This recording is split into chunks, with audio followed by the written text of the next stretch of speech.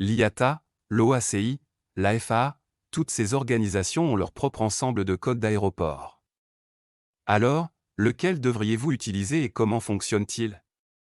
Dans cette vidéo, nous vous expliquerons tout ce que vous devez savoir sur les codes d'aéroport et à la fin, nous parlerons également de la façon d'utiliser ces codes en tant que pilote. Quels sont les codes d'aéroport et pourquoi existent-ils? Les codes d'aéroport sont de trois types principaux, OACI, IATA et LID de la FAA, chacun ayant un but précis.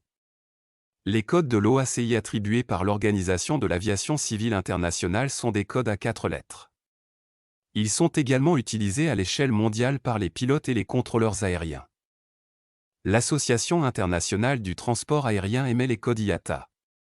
Il s'agit de codes d'aéroport à 3 lettres, principalement pour les passagers, les billets de vol, la manutention des bagages et l'expédition de fret. Enfin, la Fédérale Aviation Administration assigne un identifiant de localisation, ou LID, aux aéroports aux États-Unis. Les LID sont utilisés seulement aux États-Unis. Ils utilisent une combinaison de 3 ou 4 caractères, y compris des lettres et des chiffres. Chaque aéroport a 2 ou même 3 de ces codes et les petites pistes d'atterrissage peuvent ne pas avoir de code du tout. Nous parlerons plus tard des raisons pour lesquelles il y a tant de différents types de codes d'aéroport. Mais commençons par expliquer pourquoi ils existent. En un mot, les codes d'aéroport sont utilisés pour identifier un aéroport. Pourquoi ne pas simplement utiliser le nom de l'aéroport à la place? Il y a 3 raisons principales à cela.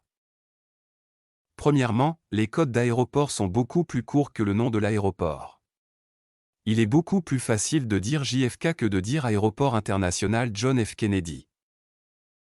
Deuxièmement, les codes d'aéroport évitent les barrières linguistiques et les noms d'aéroports difficiles. Ils empêchent également les mélanges entre un aéroport qui porte le même nom. Et troisièmement, un code d'aéroport reste le même si le nom de l'aéroport change. Voilà pourquoi les codes d'aéroport existent. Mais voyons maintenant le premier type de code d'aéroport, le code de l'OACI. Les pilotes, les contrôleurs de la circulation aérienne et les autorités de l'aviation utilisent les codes de l'OACI. Chacun de ces codes contient 4 lettres. Mais l'OACI ne se contente pas d'attribuer à chaque aéroport un identificateur aléatoire de 4 lettres. Elle a un système et voici comment cela fonctionne. La première lettre du code de l'OACI s'applique à une région géographique générale, dont L pour l'Europe de l'Ouest par exemple, ou S pour l'Amérique du Sud. Aux États-Unis, nous utilisons K. La deuxième lettre se limite habituellement au pays, s'il s'agit d'une région qui compte plus d'un pays. Certains grands pays utilisent également la deuxième lettre selon la région du pays.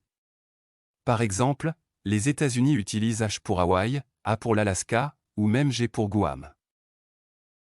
Les 2 dernières lettres indiquent un aéroport en particulier. Par exemple, l'aéroport international du Cap utilise le code FACT. FA pour l'Afrique du Sud, puis CT pour Cape Town. Les 2 dernières lettres se rapportent généralement au nom de la ville, mais font parfois référence au nom de l'aéroport. Un autre exemple serait LFPG. L pour Europe, F pour France, et PG pour Paris-Charles de Gaulle. Et vous l'auriez compris, LFPO, pour Paris-Orly. Cela nous amène au deuxième type de code d'aéroport, l'indicatif de localisation de la FAA, ou LID. La FAA a mis au point son propre système de désignation des aéroports qui fonctionne en parallèle avec les codes de l'OACI.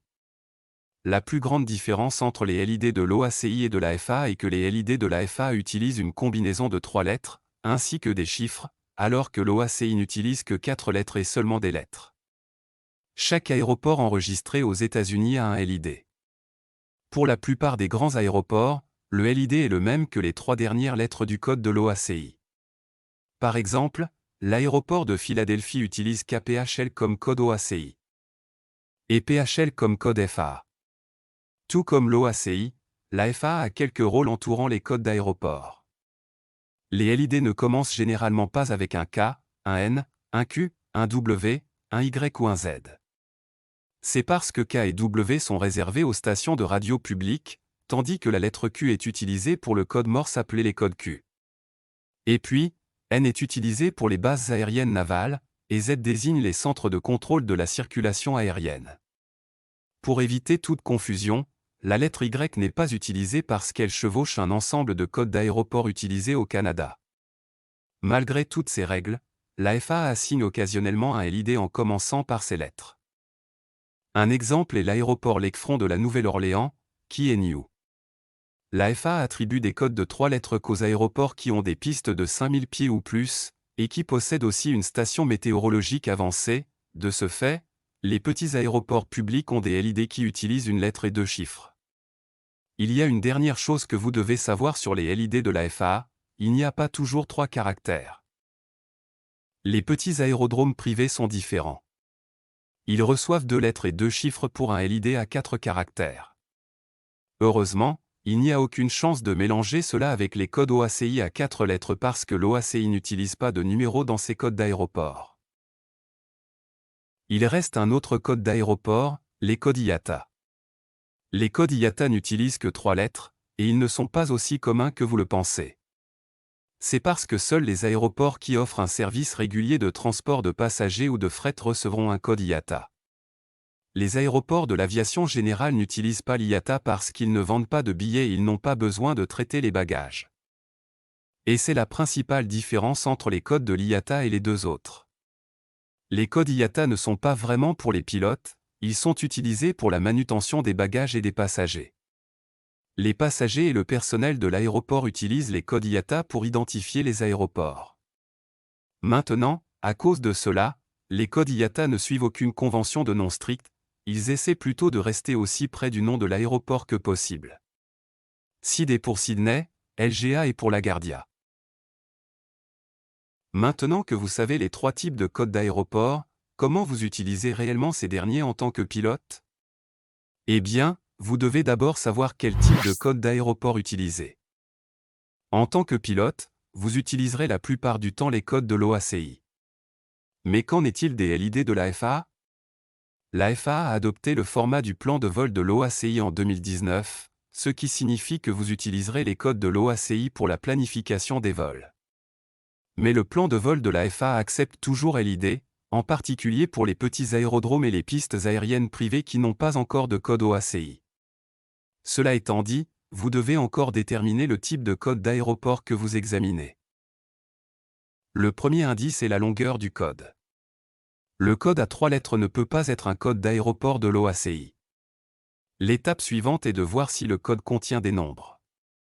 Les codes IATA et OACI ne sont composés que de lettres, donc s'il y a un numéro, cela signifie qu'il s'agit probablement d'un petit aérodrome américain. Si vous n'avez que 3 lettres dans le code, alors c'est probablement un code FAA ou IATA.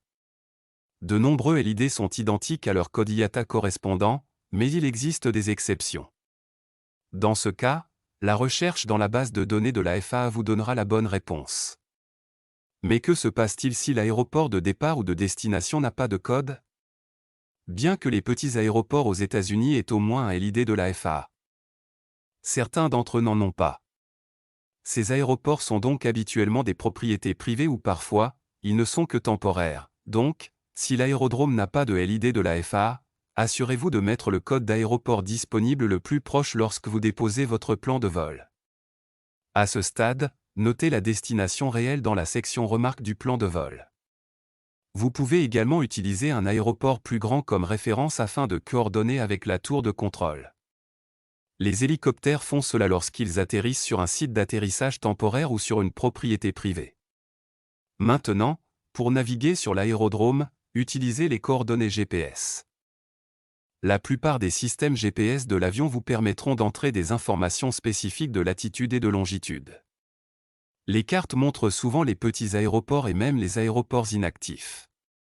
Si ce n'est pas sur la carte, alors naviguez en regardant un repère visuel, à proximité de l'aéroport.